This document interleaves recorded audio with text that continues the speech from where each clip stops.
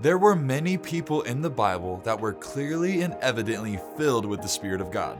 Oftentimes, we can see the Spirit of God working in someone's life based on their fruits.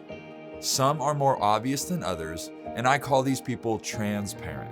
These are the people that when you see them, you see the Spirit of God moving and working in their lives. You see the hand and anointing of our Creator. The man that I want to talk to you about today is Joseph. When Pharaoh summoned Joseph to interpret his dream, Joseph did it successfully and with ease. When Pharaoh hears the wisdom of Joseph, he said, "Can we find anyone else like this man Joseph who is so obviously filled with the Spirit of God?" When Pharaoh saw Joseph, he saw the Spirit of God within him. But what made Joseph this way? There were clearly more ways than I can name in a short time, but Joseph was, one, unashamed of his identity. His father loved him and he knew it. He didn't care what his brothers thought, and he never feared judgment when he shared his God-given dreams with others. Two, he was faithful with seemingly meaningless tasks.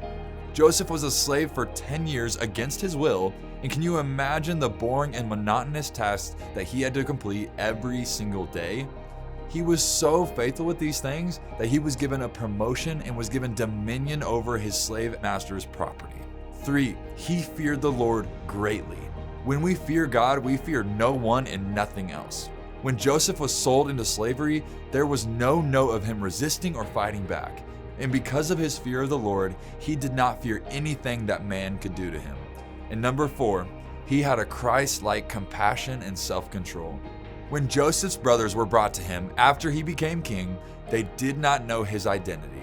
As king, he could have made them all slaves, servants, or he could have had them killed without having anyone ever know that they were related. He could have treated them like peasants, but he had a compassion for them even though they were the reason that he was in captivity for more than a decade.